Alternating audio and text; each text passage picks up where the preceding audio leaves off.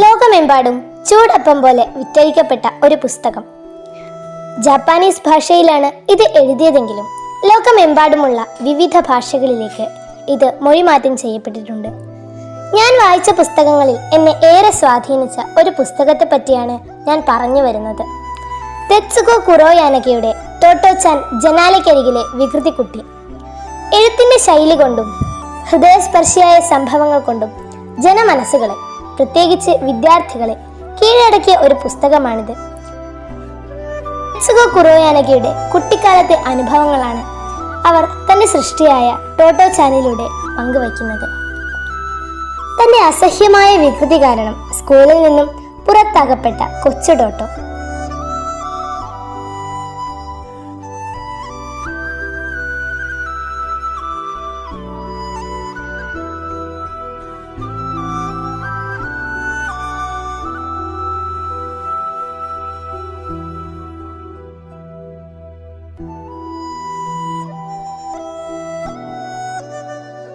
പുറത്താക്കിയെന്ന വിവരം അവളെ അറിയിക്കാതെ അവളെ അംഗീകരിക്കുന്ന ഒരു വിദ്യാലയം തേടി ഇറങ്ങുന്ന അമ്മയാണ് ടോമോ വിദ്യാലയം തിരഞ്ഞെടുത്തത്.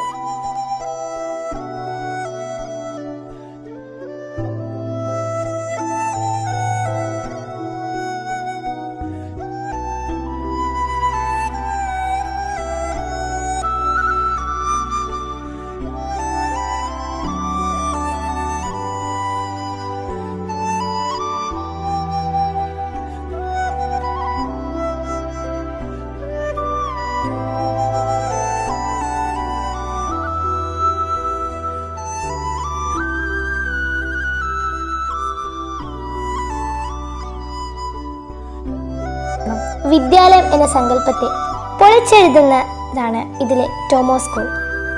ഗ്രൗണ്ടിലെ നിശ്ചലമായ തീവണ്ടി, അതിലെ തീവണ്ടി ക്ലാസ് മുറികൾ, കൂടാതെ ഒരു അധ്യാപകൻ എന്ന സങ്കല്പത്തിൽ നിന്നും തികച്ചും വ്യത്യസ്തനായ ഒരു അധ്യാപകൻ. കൊച്ചു ടോട്ടോയുടെ ജീവിതത്തിൽ അങ്ങോളം മാതൃകയായ വ്യക്തി. പ്രകൃതിയെ പറ്റിയും മറ്റെല്ലാ ലോക കാര്യങ്ങളെ പറ്റിയും കൃത്യമായ കാഴ്ചപ്പാടുകളുള്ള കുട്ടികൾക്കിടയിലെ ഒരു മുതിർന്ന കുട്ടിയായ സൊസാക്കു കൊബായാഷി മാസ്റ്റർ. ഒരു സാങ്കല്പിക കഥ പോലെ തോന്നുന്നുണ്ട് അല്ലേ?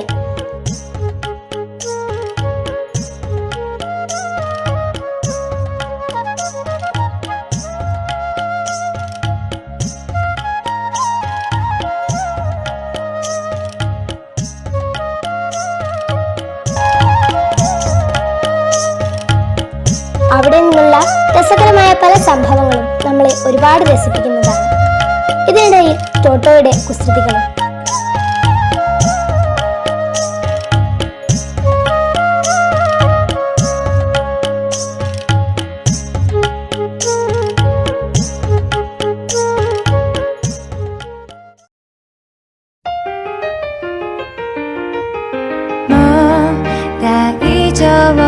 心配ないと泣きそうな私のそばでいつも変わらない笑顔でささやいてくれた。まだまだまだやれるよ、だっていつでも輝いてる。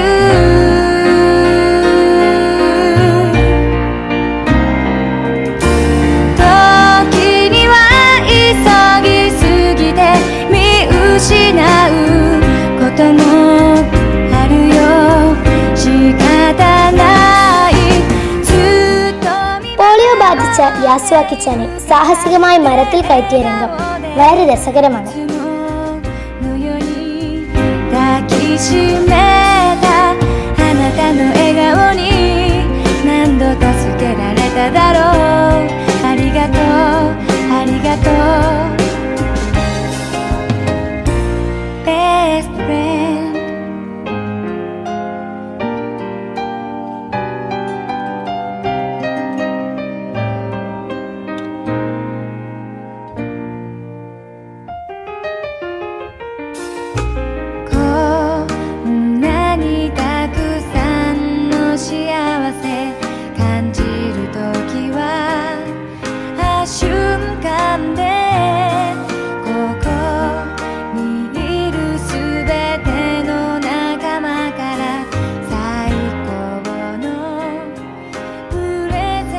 കണ്ണീരായി പ്രിയപ്പെട്ട വളർത്തുനായ റോക്കിയും. ഒരു ബോംബേറിൽ കത്തി നശിച്ച ഡോമോ സ്കൂൾ വായനക്കാരുടെ മനസ്സിൽ ഇന്നും ഒരു കനലായി അവശേഷിക്കുകയാണ്. പുസ്തകത്തിലെ ഏതാനും ചില സന്ദർഭങ്ങൾ ഞാൻ പറഞ്ഞപ്പോൾ തന്നെ നിങ്ങൾക്ക് ഈ പുസ്തകമൊന്ന് വായിക്കണമെന്ന് തോന്നുന്നില്ലേ? തീർച്ചയായും നിങ്ങൾ വായിക്കണം. ടോട്ടോ ചാൻ, ജനാലയ്ക്കരികിലെ വികൃതിക്കുട്ടി.